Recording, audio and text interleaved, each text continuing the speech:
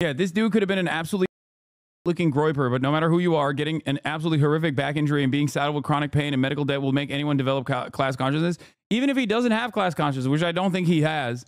I saw a tweet the other day that was like, Americans will celebrate the murder of a healthcare CEO and then turn around and call ICE when their Uber Eats driver is like 5 minutes late.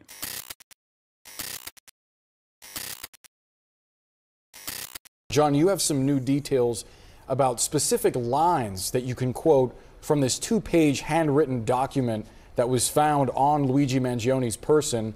What was he writing about? Well, he was railing against the healthcare industry, which of course fits into the scenario here.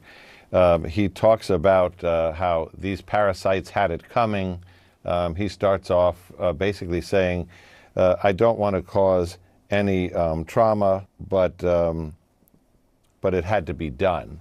So a second page really kind of goes into problems with the health industry. He raises the question, you know, why do we have the most expensive healthcare in the world, but we're 42, rated 42 in life expectancy around the world? I can't vet his facts or findings there, but it was talking about the healthcare industry and the need for violence. I mean, especially when you talk about, you know, the opening, which is that it had to be done. These parasites, you know, had it coming. That does kind of fit in what they're talking about. What do we know about this individual? Mr. Mangioni is an engineer. He grew up in Towson, Maryland. He's 26 years old. He graduated UPenn in 2020 and then went on to a master's program where he got that master's degree in engineering. And he has addresses, as Shimon said, in Towson, where he grew up, in Philadelphia, where he went to school, in Honolulu, which we're still looking into. But he is strongly believed to be the suspect in this case. It's Sandra's brain rot. This type of CEO is, but only this type. No, like f***ing enjoy Sam Altman and Peter Thiel, who are objectively just as like the average healthcare CEO is. Okay. And I like judging this profile of the shooter with the limited information that we have. It's obvious to me that like the pivotal moment in his life was his back surgery and all of the you know, awful things that came after that. It seems like he fell off the map, fell off the face of the earth for like 6 months, festering in his anger and resentment, and then did this deed. Took matters into his own hands, right? But the reality of the matter is, it does not matter what his ideological background is in this situation. It doesn't matter at all, because Americans of all different political allegiances understood instantly what was going on. They didn't need to know anything. They were like, oh, healthcare CEO killed. I know what that's about. And not only did they say, I know what that's about, before even learning a single thing. Nobody even thought maybe it's his wife that, like, you know, called out this hit or anything like that. Everyone immediately was like, no, it's got to be healthcare related. And not only is it healthcare related, that they thought this is good, actually. That is the level of resentment that people have. And you have to understand that this is a pivotal moment for a lot of people. The propaganda of the deed, if you will. Because you don't have to be like, it's worse if this is like a card-carrying communist or some shit, you know what I mean? Because then you can just be like, oh, this is a violent ideology. Socialism is a violent ideology. Look at this. Like, this is a moment where a person with indecipherable politics that's like kind of right-wing associated, loves the podcast bro circuit, went in and shot a healthcare CEO because of the frustration and the anger that he experienced. And almost every American that encountered the story understood what the was going on. Okay, I said it does not matter that the UHC CEO has indecipherable politics. Americans of all different backgrounds immediately recognize the similar pain they've experienced and identified as motivations. This is still a story about profiteering in the healthcare system. Because that's what it is. So in the upcoming days, when they say like, oh, he went crazy, like this is a crazy guy, it's like, yeah, someone who rips through the social fabric in this way and engages in an act of direct violence in this way, of course, does not have like full-blown mental clarity, but it still doesn't change the dynamic at all. And it certainly doesn't change the reception of the act, because people with the mental clarity that weren't involved in this recognize the wrong and the harm that they have also experienced in their own personal lives. So I think that's something that that is, in my opinion, the most productive way of looking at this situation. Okay, the most productive way of analyzing the situation, in my opinion, is trying to look at the systemic harm that all Americans face and why they analyzed this person's actions in the way that they did, and why they were so receptive and so broadly supportive. Guys, please stop sending me the fake YouTube page. I don't think he timed a video saying stay tuned. I don't think that YouTube page is real. It's going to come out to be like some cryptocurrency rug pull. And I don't know. It's not confirmed. Okay. Please. Incredibly interesting. And it also speaks to the fact that he just had Josh Campbell, you're with us now, so much on his person, according to police, from a suppressor to, they're saying it's the fake ID they believe that he used at the hostel, the New Jersey fake ID, when he was in New York, and then this manifesto talking about why he did this. I mean, that tells you a lot about his maybe expectation that ultimately this was all going to catch up with him, even as he tried to get away. Yeah, you're spot on. And, you know, sometimes these major incidents that start with a bang end with a whimper. We didn't see a dramatic, police takedown. What we saw is someone eating at a McDonald's who then had the police called on him and apparently taken into custody without incident. And, it's so interesting. John and I have been covering this. There was this consensus in looking at that initial surveillance video from outside that hotel that police weren't dealing with Carlos the Jackal here. I mean, you look at everything from his stance in holding that gun to the type of gun itself, to the mistakes that he had made, apparently leaving behind a water bottle and a burner phone. And so this was a sophisticated job in the sense that it appeared to be planned and then executed, and then he was able to successfully flee and, escape arrest. I'm not kidding when I say this. I think like you could just learn anything off of YouTube videos at this point, dude. Like, I feel like this dude utilized like YouTube videos to figure out how he could do this hit. Like, he went on Reddit Everyday Carry to figure out what like the best possible backpack is to carry out in a situation. You know what I mean? I think what's truly shocking about this process is like how calm he was throughout the entire process. Like, I think that is interesting, because that's something you can't really learn. You know what I mean? Like, he did it like he's done it a million times. He did it like rechambering the gun over and over again and like calmly walking past the body to get on a fucking e-bike. Like, he was on, I don't know if he's on like beta blockers or something, but he just seemingly had his mental fortitude in the moment. He's locked in. Yes, he fucking locked in, chat. So let's take a look at Luigi Mangione, like the quote. America's the wealthiest nation on earth, but its people are mainly poor, and poor Americans are urged to hate themselves. To quote the American humorist Ken Hubbard, it ain't no disgrace to be poor, but it might as well be. It is in fact a crime for an American to be poor, even though America is a nation of poor. Every other nation has folk traditions of men who were poor but extremely wise and virtuous, and therefore more estimable than anyone with power and gold. No such tales are told by the American poor. He liked this Kurt Vonnegut quote. They mock themselves and glorify their betters. The meanest eating or drinking establishment owned by a man who is himself poor is very likely to have a sign on his wall asking this cruel question. If you're so smart, why ain't you rich? There will also be an American flag no larger than a child's hand, glued to a lollipop stick and flying from the cash register.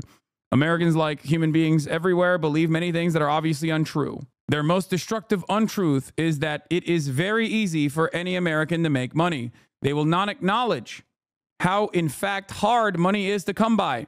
And therefore, those who have no money blame and blame and blame themselves. This inward blame has been a treasure for the rich and powerful, who have had to do less for their poor publicly and privately than any other ruling class since, say, Napoleonic times. Many novelties have come from America. The most startling of these, a thing without precedent, is a mass of undignified poor. They do not love one another because they do not love themselves. So he, on the one hand, he liked this quote, but on the other hand, he was like, I want to read Atlas Shrugged. Okay. So who knows? But like I said, you do not need to understand what this you do not need to try and decipher this person's politics, especially because the people that have shown him support come from every different political background. Okay? That's it. When I saw the Debras and the Barbaras on Facebook hitting that fucking laughing smile emoji reaction on the United Healthcare post talking about Brian Thompson's untimely demise, I was like, this is a pivotal moment. This is a moment where, like, no, Americans are openly, very viscerally angry at healthcare in particular. They might not even necessarily recognize that the for-profit aspect of healthcare is the problem. Many Americans do not. Many Americans do not have class consciousness. Many Americans do not recognize the powers that control their lives and dominate their lives. Many of them might even appreciate it. Many of them might like it. Many of them are terrified of any sort of alternatives, an alternative vision for society. Having said that, however, they still know who fucked them over at the end of the day. They know that at least in terms of healthcare, they have a direct involvement with this. Okay? They have a direct involvement with the pain. Very visceral. It's very real. It's something that they've seen. It's something that has harmed their loved ones. Maybe they're elderly. Doors open.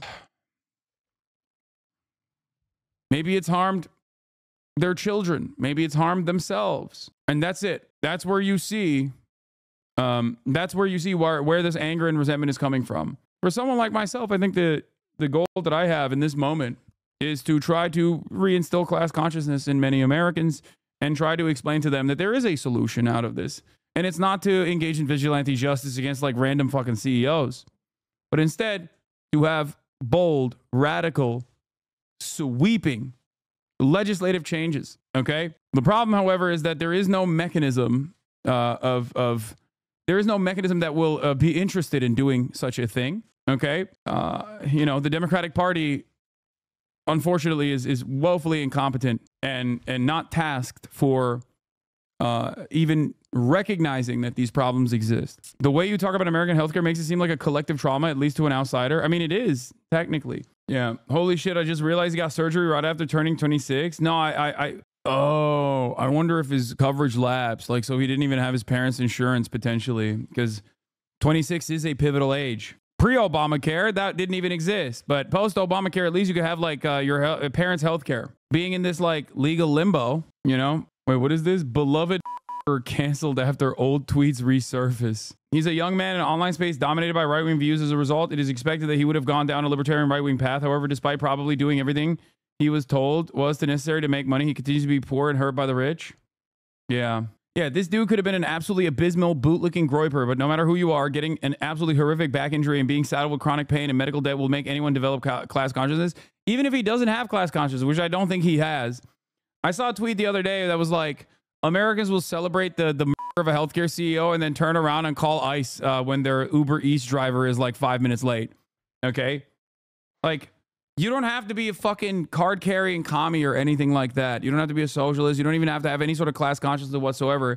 You still do recognize that, like, healthcare, for-profit healthcare, even if you don't have the proper terms to communicate this anger and resentment, you still recognize who's fucking you over in that situation because it's so deeply personal. And it's very obvious that he, like, still comes from, a relatively well-off family in Maryland, too. An immediate cousin that is a Republican politician. He does not actually follow Connor Eats Pants, by the way. That's a meme, chatter. What's wrong with you?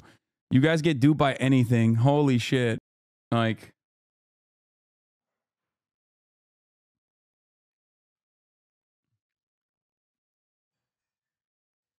anyway, is a big Andrew Huberman and Lex Friedman enjoyer. Yeah.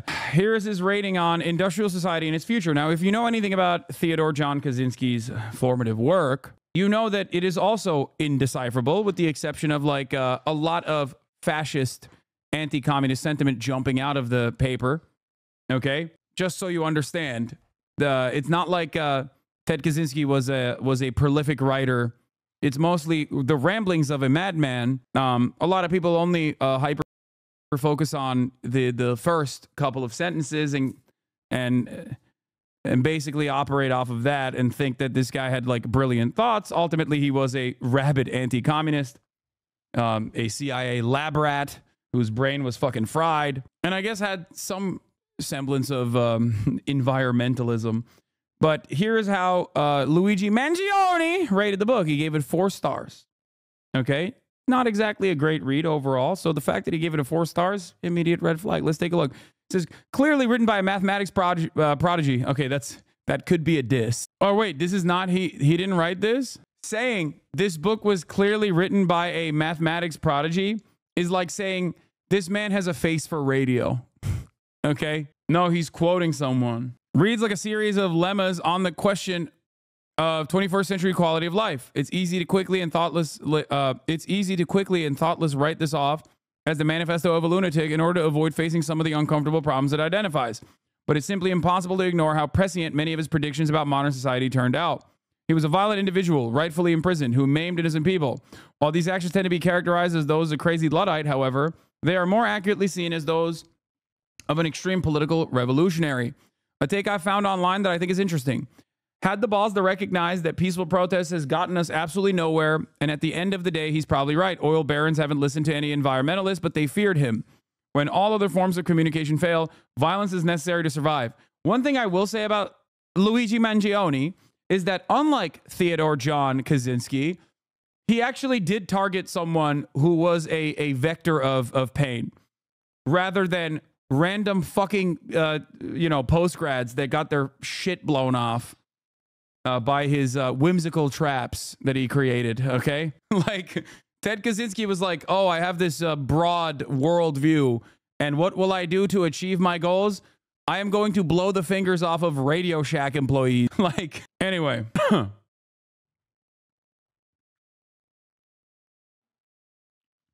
So, thank you for the 25 gifted. Bribo 236. Thank you for the 25 gifted. Okay. When all other forms of communication fail, violence is necessary to survive. You may not like his methods, but to see things from his perspective, it's not terrorism, it's war and revolution. Fossil fuel companies actively suppress anything that stands in their way, and within a generation or two, it will begin costing human lives by greater and greater magnitudes until the Earth is just a flaming ball orbiting third from the sun. Peaceful protest is outright ignored. Economic protest is impossible in the current system, so how long until we recognize that violence against those who lead us to such destruction is justified as self-defense? These companies don't care about you or your kids or your grandkids. They have zero qualms about burning down the planet for a buck, so why should we have any qualms about burning them down to survive? We're animals just like everything else on this planet, except we've forgotten the law of the jungle and bent over for our overlords when any other animal would recognize the threat and fight to the death for their survival. Violence never solved anything is a statement uttered by cowards and predators. So this is not his quote. This is a quote that he found interesting about industrial society and its future. And he did say some of these things in his own manifesto as well, talking about these parasites had it coming. Okay. But it had to be done. The law of the jungle quote is so tech bro sapiens reader coded. Yeah. I don't think that like anything. So glad I didn't hear Hasan is the reason why I got into socialism. Shout out from the guy. Yeah. I do not believe that he actually posted that timed YouTube video for the record. Okay. I don't think so. But hey, FYI, I'm getting an error message trying to share your stream on Facebook. Never had that happen before, and I share it all the time. I know a lot of people here don't use Facebook, so in case no one else has mentioned it, I thought that it was a little odd. Yeah, I'm also blacklisted from Instagram as well, so I don't know. It might be my my meta chickens coming home to roost because of all of the pro-Palestinian statements that I've made. Why are leftists abandoning Luigi because of his politics? He's a hero. No, I am not saying any of that. I'm simply stating that the place in America. I don't care about his personal politics at all. I do think it's interesting to try. I do think it's interesting to try and decipher and try to understand his point of radicalization. Okay, but overall, it doesn't matter. I think it's the more interesting story is like his broad reception, his broad positive reception from the American public. You know, so yeah. He definitely didn't post it. The profile pic is he used the same in the media. It's a random photo from his Facebook. Definitely has something he would reuse as a profile pic. Yeah, I know. I do find it really funny. I will say that he follows the Lindy tradition, whatever his name is. Does anyone have that tweet? That famous Lindy tweet? If you're a young guy with no future prospects, go ahead, do something. And oh, the Paul Scalas tweet, yeah, the Lindy man. That famous Paul Scalas tweet.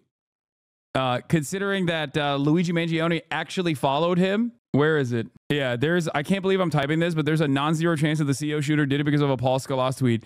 Person of interest in fatal shooting. Brian Thompson ID'd is Luigi Mangione. Luigi Mangione's bookshelf. Want to read Life in the Lindy Effect by Paul Scalas.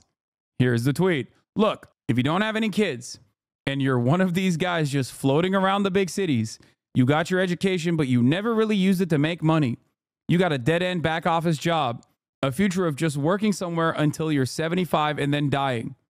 Go ahead and do something. And it seems that his high school yearbook quote was Donkey, video game Donkey. That's kind of cool. Yeah, another day, another play by Donkey. Oh my God. Mom and Dad, thanks for dealing with me the past 18 years. I cannot thank you enough for supporting me along the way. I'll admit, no matter how much. Oh, dude. Oh, my God. Oh, my God. Video game Donkey. At it again, folks. Big drama.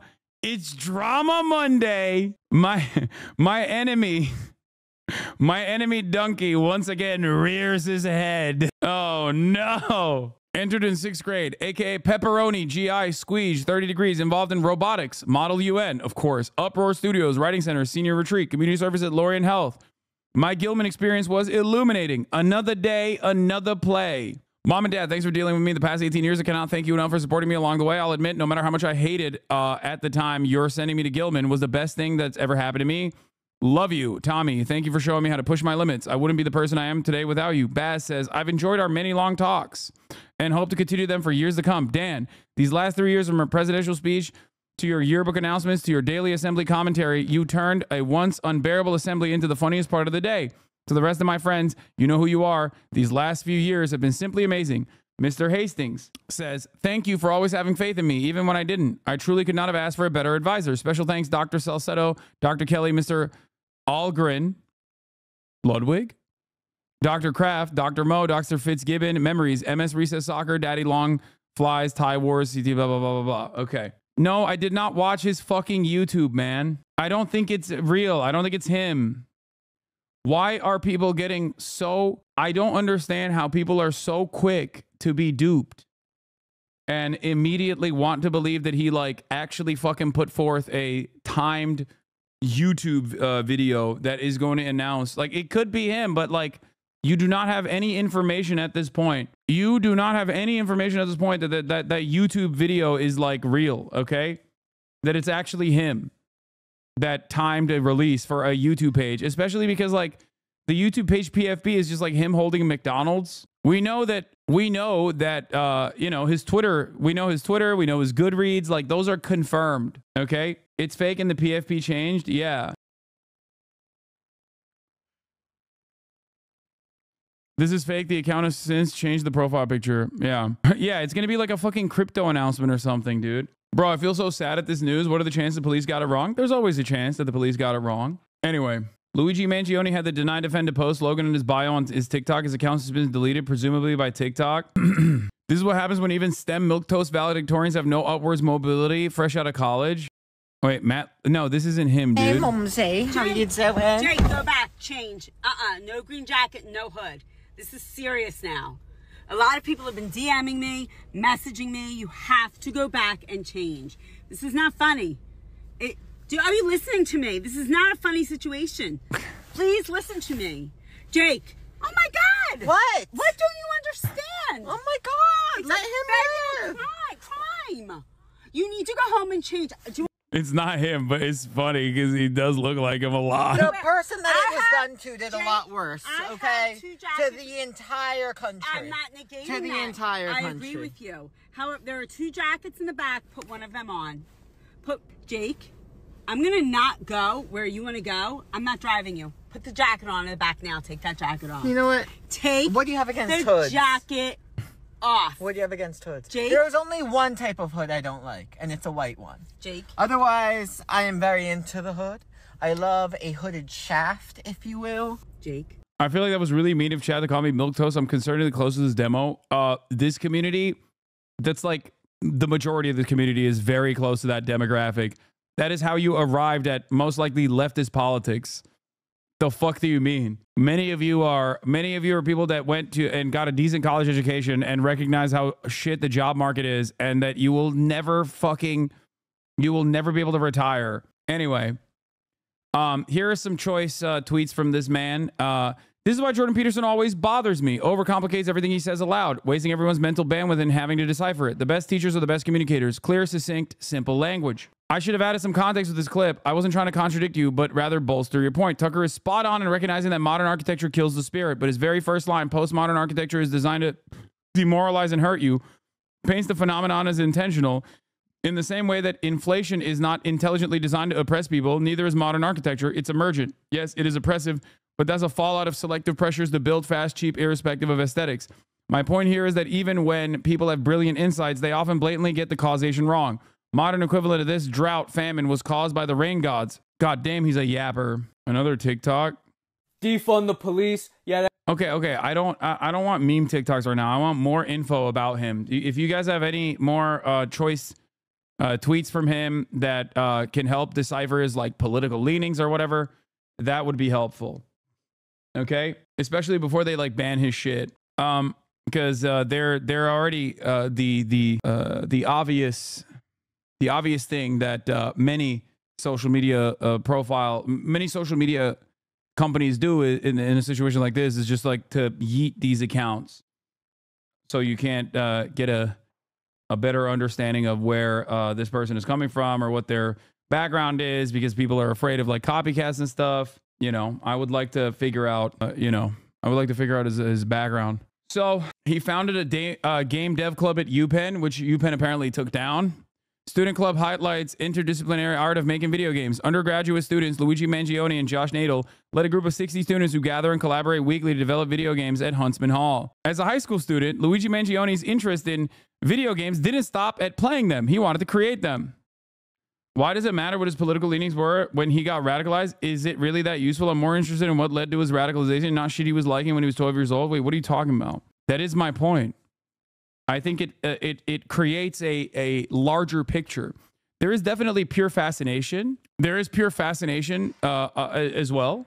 There is a bit of spectacle, okay? But outside of that, it's I'm just trying to create a clearer picture. But yeah, his entire Goodreads list, and some of these I assume read, some of these he did not or wanted to read, right? Yeah. 7 Habits of the Highly Effective People, on immunity and inoculation. Should we eat meat? Evolution and its consequences. How to lie with statistics. Oh my God.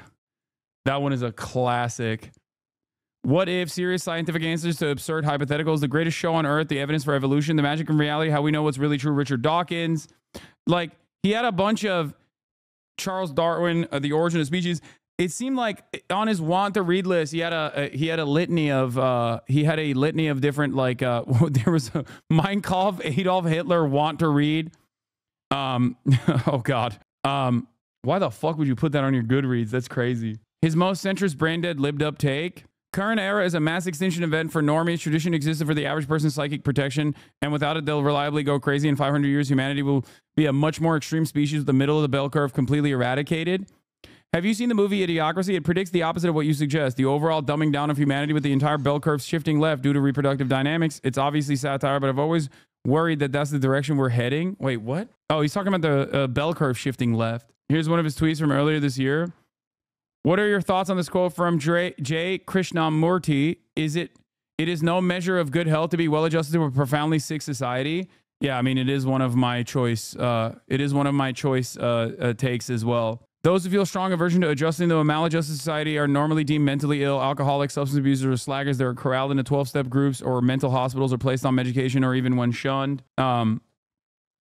all in an attempt to make them conform and fit in, when what really needs to change is society itself. Just as gun legislation will not end the senseless mass shootings, because what we really need to do is stop generating psychopaths as a culture. I deduce he was a Jordan Peterson listener from his book list. No, he doesn't like Jordan Peterson. But yeah, he had his sister posted this on IG stories, praying for you, which, you know, respect. Same sis. I feel like this guy really fucked with Foucault. No, he did not. He is not. You guys, listen, I can't stress this enough. Okay. This is a STEM guy whose introduction into his introduction to the humanities is, many of you in this community are very similar in profile to this person. Okay. A lot of you are comp sci and other, like a variety of different STEM majors. Okay. But unlike him, yeah, most leftists don't like Foucault. We're not talking about Foucault anyway. Unlike him, many of you, instead of going the regular, like Andrew Huberman, Lex Friedman, enlightened centrist, Jordan Peterson is a brilliant humanities professor route, or maybe you did actually go down that route at a certain point, came here because you realized like maybe these guys were not actually presenting reality in a way that is true. Maybe they were, not exactly well equipped. Okay. Tim Urban, the guy he wanted to be taught in school, is a huge anti-woke guy. Exactly. And it's ironic because Tim Urban has been fucking crying about this guy killing a CEO nonstop. So many of you went on your own intellectual journey and then arrived here. Okay. Many of you went on your own intellectual journey, but it seems to me like he is more so like a possible r/atheism, Richard Dawkins appreciator, guy who thinks Sam Altman is brilliant. Sam Altman is OpenAI, for those of you who don't know. Guy who thinks Peter Thiel is brilliant. Like, he retweeted Peter Thiel. Like, this is a person who went on his own intellectual journey, and just like many who succumb to the unlimited amount of extreme centrist, maybe center-right content out there, he found himself in the whims of these kinds of content creators. None of that actually played a role in his actions, though. None of that played even a little bit of a formative role in the actions that he took. It seems to me like, regardless of his political ideology or the way he presented himself online, this was a very direct, you can present a very direct through line from what happened in his past and the actions that he took. Like, here, he is responding to Tim Urban. My book, What's Our Problem, is now available. The book introduced a new framework for thinking about our chaotic political environment. This is from February 21st, 2023. He responded to this a year later. Do you think one day this could be taught in school curricula? What would that take? Now, I find this very interesting because Tim Urban is also consistently been chirping about how ridiculous and violent this action was. We live amongst a good number of people who are no different than those who ordered thousands of beheadings during the French Revolution. They just don't currently have the power to do what they want.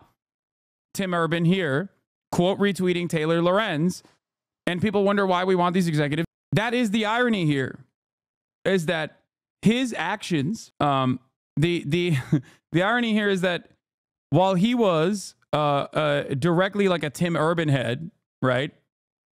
Many of those people that he actually took notes from, the anti-woke people, like all these like Lex Friedman types, they by design play a formative role in shifting your attention away from the real vectors of pain in contemporary American society. They play a very big role in trying to deflect that attention away unconditionally every step of the way, to make you say, no, it is not the rich. It is not those who are at the head of these corporations that design society in a way where I am experiencing so many pressures in the wealthiest nation on earth. Pressures like, healthcare, an industry that should not be for profit. And yet it is. It is actually your fellow man that is causing your suffering.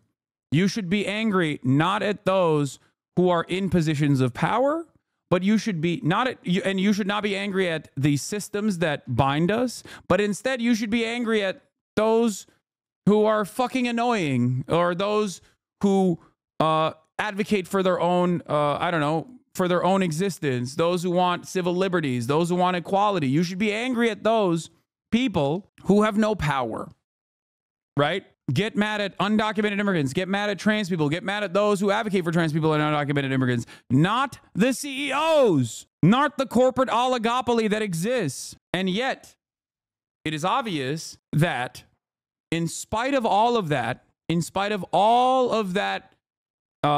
chaos and the deliberate attempts to shift your priorities away, to shift your attention away from those who actually cause harm, especially when it comes to an issue that touches every single American in a meaningful way, okay?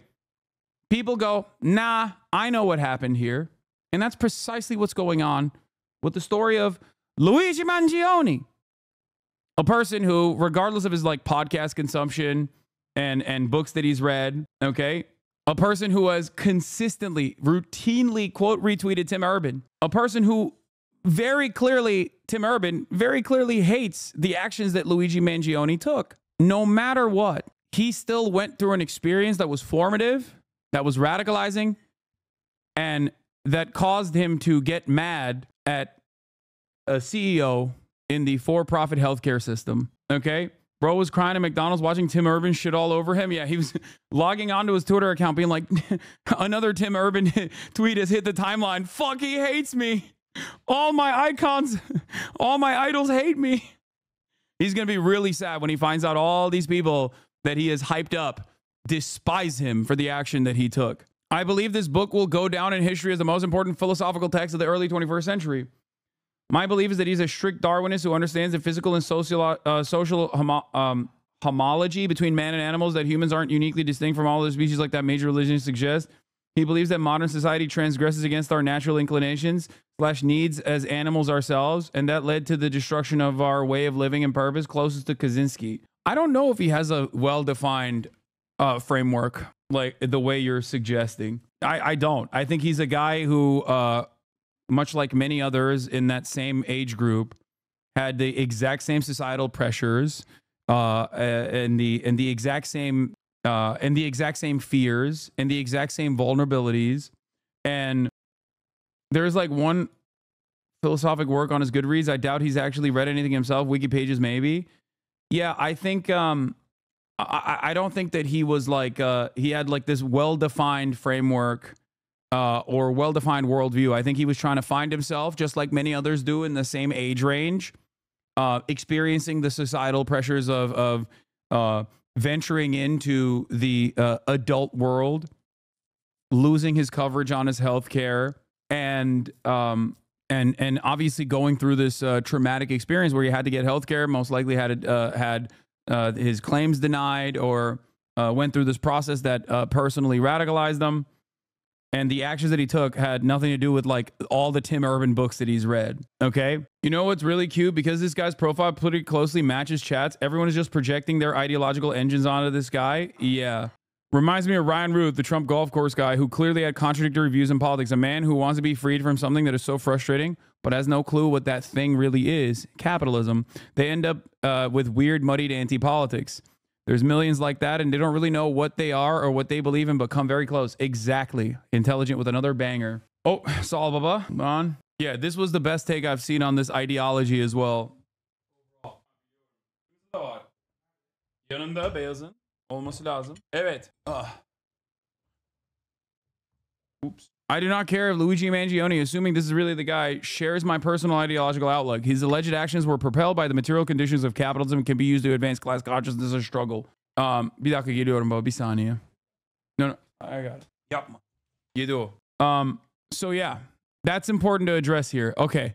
Getting back to the CNN coverage for several days. But when you look at all of that material with him on his person, whenever he is actually taken into custody, someone who had the wherewithal to plan all of this and then to escape several law enforcement agencies would have had to have known that having all of that on his person would implicate him in this crime. As you mentioned, you have the fake ID, an ID that was matching the fake ID he used to check into that hostel. You have the mask that he had that was on these images that have been seen now around the world, and specifically the firearm itself. All of those items could have been ditched along the way as he was trying to escape, but he had them on his person. Of course, we can get into the firearms forensics if you'd like to see how that would actually play a key role here. But when you look finally at the manifesto, that you have to raise the question: is this someone who expected to be caught and didn't mind being caught eventually? Particularly if he is someone who was railing against the industry in which this murder victim had worked, to have all that material on you and then to have essentially the motive, laying out the motive in these documents for police to find. Everyone, any good attorney will tell you that the best way to escape any type of serious charge such as murder is to create reasonable doubt, to have no evidence on your person, to try to fight every accusation that comes your way. That much harder when you have all of that with you as you're taken into custody. Yeah, certainly an intriguing point why he would have that kind of note on him. It speaks to some form of premeditation, at least. Josh Campbell, thank you for that. We also have with us Michael Alcazar, a retired NYPD detective. And on Friday, you talked about how critical DNA evidence would be not necessarily in identifying a suspect, but tying them to the crime. And in hearing about some of these details, specifically about the water bottle that was left behind and a partial fingerprint that was on that water bottle, I'm curious how significant a piece of evidence would that be in a future prosecution? Yeah, this is absolutely huge that we have this suspect and then we process the crime scene, as best to the ability of the NYPD. We got DNA, we got fingerprints, we have the ammunition. So now hopefully we can link all that to this suspect. We are going to get DNA from him, get fingerprints off of him. The weapon, like the other person mentioned before, we can link it to the bullets because usually the barrel will have rifling. I know this is a ghost gun. Hopefully it still produces the same marks on the ammunition. So crime scene processing, the images that we put out, the Crime Stoppers tips, that's what helped solve this crime and make this arrest. And John Miller, back to you. We're talking about why does he have all of this potential evidence on him, so much of it, but I guess there's also a question of what was the intent of the letter. In some crimes, you have people who send in their manifesto with the expectation they may or may not get caught. Do you have an idea perhaps what the intent could be looking at cases like that? Brianna, that's a really important question, and here's why. When you look at the note, I do apologize for any strife or trauma, but it had to be done. These parasites had it coming. This is a single homicide we're looking at. Parasites is in the plural. And the note itself, where he says, I acted alone, I'm self-funded, it suggests two potential things here. Number one, he was expecting to be caught somehow, somewhere, and wanted the note to say, I acted alone, this was just me, and here's the why. Or the other, even darker possibility, which is he intended to keep striking and at some point was going to release this note after he killed executives from other healthcare companies or other major corporations. We've looked at some of his other writings going back to the past on his social media and things he's posted, and he does rail against corporate America, against profiteering, against taking advantage of the consumer, and he does talk about how protest is ineffective and that violence is the next step that has to be taken. So a lot to kind of chew on there while they put together the charges, as Shimon said. And I love the CNN coverage on this because, one, they spent most of this time glazing the cops, even though they did virtually nothing, okay?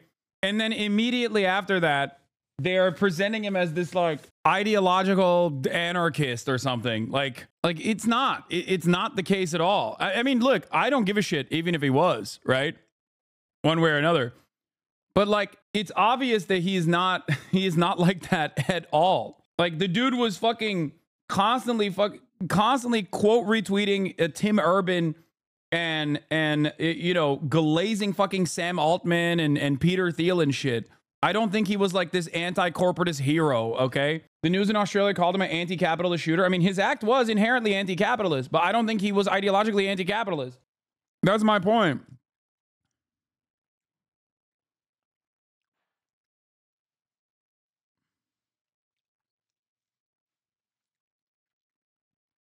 His Goodreads must read or want to read books is not indicative of anything, in my opinion. So I don't know how the fuck CNN can get away with just like openly stating this when it's very clearly not the case. Others get together the physical and forensic evidence that may tie him to this New York murder. Josh Campbell, back to you, because Michael brought up something I found interesting. Obviously, in a lot of cases, forensic experts will look at a firearm and doing an analysis of the sort of grooves that are on the bullet, the impression that is left on a bullet, and it helps to tie, obviously, guns to certain incidents. That might change given that this is a ghost gun that officials believe was potentially printed by a 3D printer. Well, so the ghost gun aspect would make it more difficult to try to tie it to past crimes. And we know that the bullet shell casings obviously recovered from the scene of the crime. That could be tested. The fact that we didn't hear of any matches to past crimes tells us that, you know, this is something that he may have, you know, procured maybe recently. Maybe he put it together himself. And maybe he's never used it before in the commission of a crime that was known to law enforcement. But it is still a critical piece of evidence because, as you mentioned, when you look at firearm testing, it's very much like a fingerprint. Whenever a projectile leaves the end of that gun, there are unique markings. You can see here, these are images of when I went inside the ATF lab to show this kind of testing. So they would take this gun into one of these facilities. They actually do a test to capture the bullet that is fired, but also the shell casing that gets ejected. And then they essentially take it under a microscope and actually look for those unique patterns. Whenever the shell casing makes contact with that gun, there are unique markings that law enforcement can look at. And what they're trying to do is see, is there a match? When you look at the shell casings found at the scene, you look at those bullets and you compare that with what was tested, all they're trying to do here is to match, was the gun found on this individual actually similar in nature to the characteristics of the rounds of ammunition left behind at the scene? And because of the unique nature of that testing, as I mentioned, somewhat like a fingerprint, that could be very strong evidence. Daniel Penny, the former Marine charged in the chokehold. As of now, from what I understand, we're not going to do Daniel Penny yet, but he has his first court appearance and he's in custody. It is going to be in 30 minutes and people are waiting.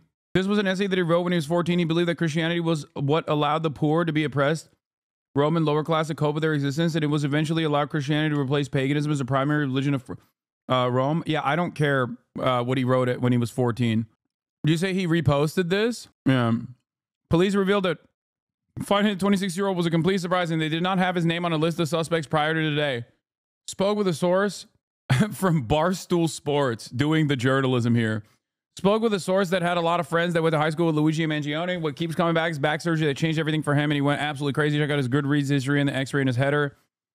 He had a back injury when he was serving in Hawaii. Surgery didn't go great. Moved to Japan. His contact with his family stopped about a year ago. Recently, family reached out to his friends from high school asking if they had info on him. So he's been pretty aloof for a while. Wait, he moved to Japan? That's why he had those like weird ass utilitarian ethics versus virtue ethics. Utilitarian, the action is good if the consequences are good. Virtue, the action is good if it's what a virtuous person would do. Poll results indicate respondents' moral frameworks. Homicide, worst consequence. Rape, worst virtues.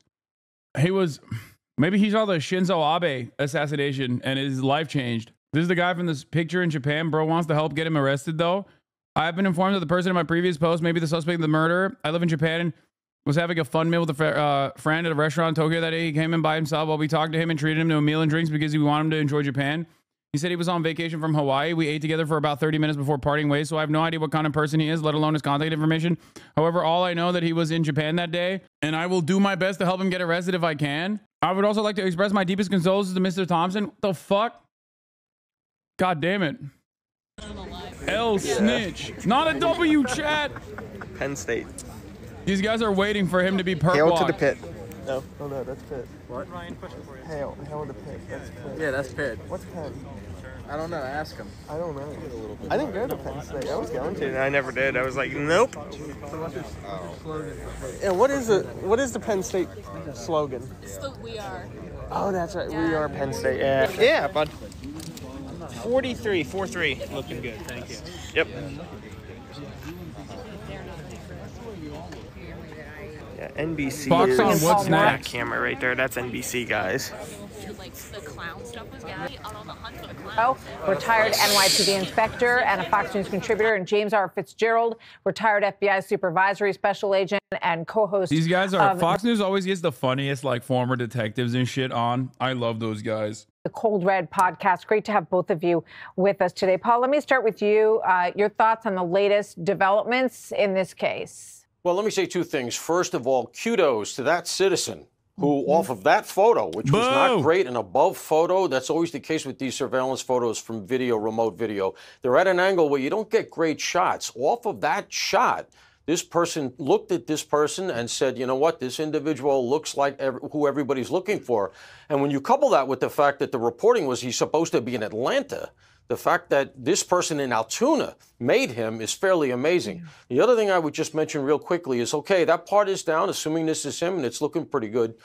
But now something else begins, and there's the prosecution, there's the investigation, there's the discovery.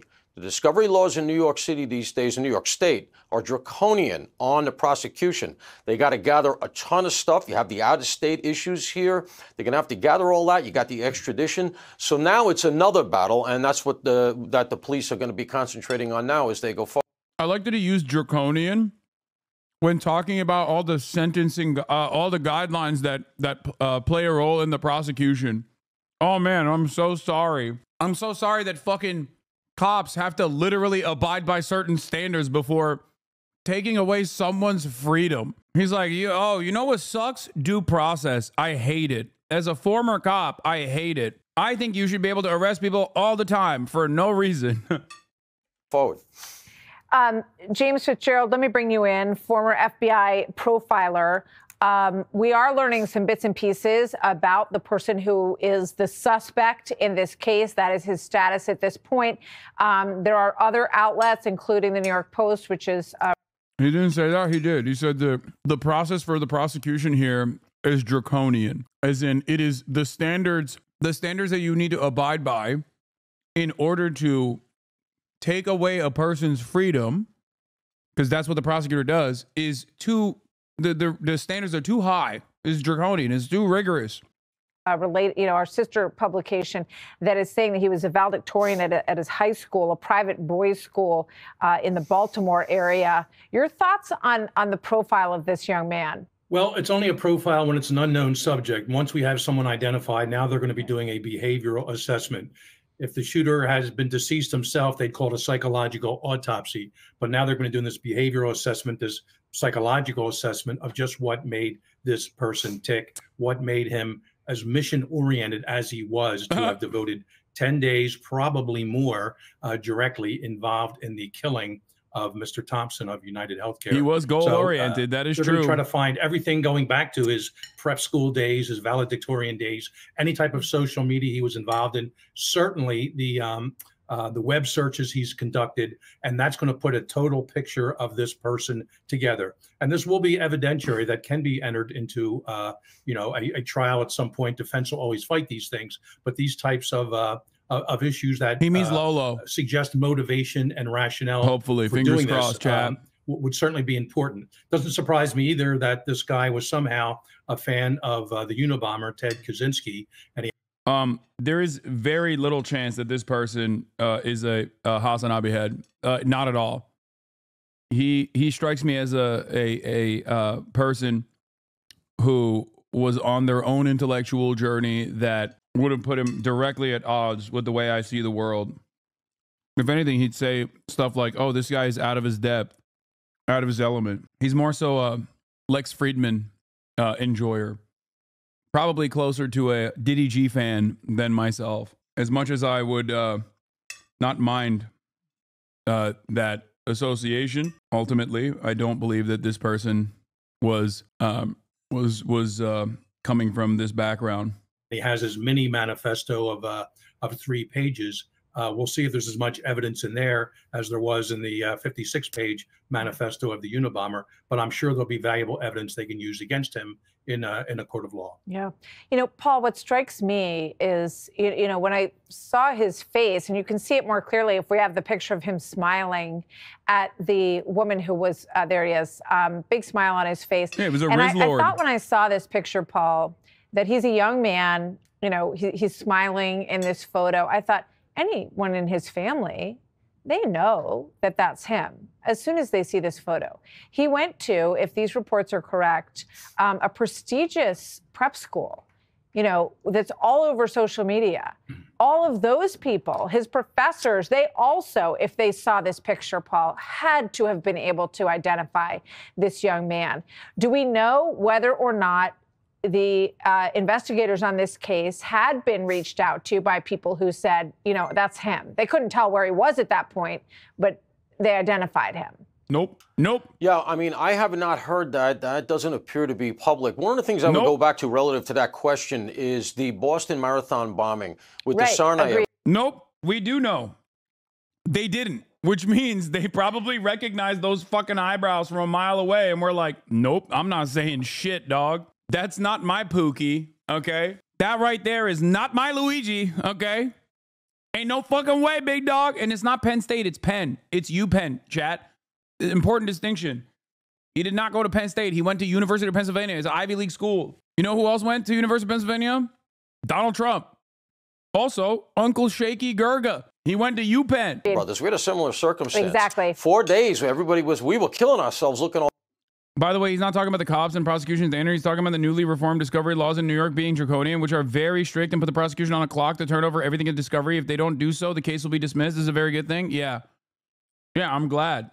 All over social media for who they were. And then we find out later, all his dorm mates knew that Joe Tsarnaev was probably that guy, but they couldn't believe it of him. Yeah. And everybody was afraid to accuse erroneously. So there is a little bit of a downward pressure on it. But I will say this. Think about the needle in a haystack work the PD did here. This guy comes into the city. He had a lot of planning. Apparently, according to some reporting that's out, he locked down his electronics. They're going to have a hard time getting into his phone, etc. But he took all these precautions. He came in. Apparently, he surveilled. And yet, they found him within a couple of days at that youth hostel, got that photo. That really is what broke this. Yes. So kudos to them. Kudos to this woman at the McDonald's. And kudos to the Altoona PD who went out. Bro, stop saying kudos. I'm losing my fucking mind. Yeah, his court appearance is coming up, chat. Don't worry. Out and took the call seriously. That would have been a very easy call to be a little dismissive of. They took her seriously. They went out. They eyeballed him. You know, they see the eyebrows, which it's almost like, you know, Koberger, the accused in Idaho. The eyebrows here are distinctive. And they put it together.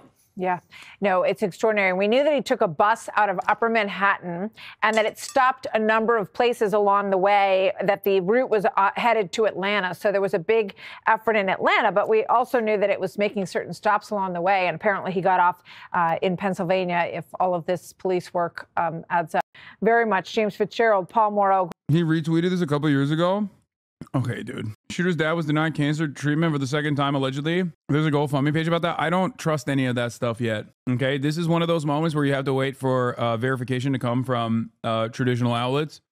A lot of people in this day and age on the internet will move and you know, create their own little fake YouTube profiles or GoFundMes and the like in an effort to basically, you know, get clout or some shit like that. So you have to look at, like, you have to try to figure out if this is like verifiably him. You know, the profiles are. Blood was a debate lord? I think so. I mean, he was a model UN. He fits that profile really well. Bro, he did retweet it? Lol, why'd you close it? What? Because I don't care. What the fuck? Oh, he retweeted this. Okay, who gives a shit? It's like a fucking Twitter meme from 2022. This is like... That's the reason why I closed it, because it's not the fucking major discovery that you think it is, chatter. No disrespect. Like, I know you guys are trying to help out here, but it's a fucking trolley problem joke. I know the court, the court appearance is going to happen soon. Do you think he has chat logs? No, I don't think that he was like a Twitter guy. I don't think he was a Twitch guy. I think he was a YouTube guy through and through. Anyway, There's another thing that he apparently retweeted, is what someone was saying, but I don't know if this is true or not. I can't verify it. So yeah, he reads YouTube all the way. No way you get that many right-wing pundits by being on Twitch. Yeah, probably hard in the Telegram network. Hella far right groups on there. No, dude, I don't think this person was involved in Telegram groups or like deep in the precipice of right-wing radicalization. Like, he's not like some fucking sweaty 4chan loser. I think he was way more normie. A lot of his interests and a lot of his follows and retweets indicate that he was closer to a normie. Daily Mail at it again. Oh no, what do they do this time? Why are they doing this? Why does that, dude? The Daily Mail loves this fucking killer, dude. The way that they keep posting these fucking hilarious. The Daily Mail TikTok is incredible. He's in the alt-centrist to techno-fascist pipeline. I agree. I agree with this assessment, Central Committee. I see that. Well-educated, maybe not like, not the fully fleshed out, maybe not necessarily like a fully fleshed out worldview, but ultimately it doesn't matter. Like, what he did, the actions that he took have nothing to do with like his political ideology, in my opinion. Yeah, and Jared Holt is right. He is he's a fantastic researcher of right-wing extremism online. He says, at the end of the day, here's the thing about Luigi Mangioni's online footprint. It cuts off 6 months ago. That means no one has any idea what he was up to or the catalyst that finally got him to the point of killing someone. Anyone who claims otherwise is lost in the sauce. The police say they found a manifesto on him when they arrested him that is likely going to tell us much more than the social media profile ever will. Yeah. So like, while we can basically create a profile for his point of radicalization leading up to his actual point of radicalization, we do not know what events took place, with the exception of like speculating on the spine surgery that he most likely got. That's it. The last quote he liked on Goodreads: bro had enough. Unless someone like you cares a whole awful lot, nothing is gonna get better. It's not. Yeah. We don't even know if he's qualifying his event, is what you're saying? Yes, we're speculating on that, but it's like, I guess we'll see if he suddenly became an insurrectionary anarchist doing propaganda of the deed.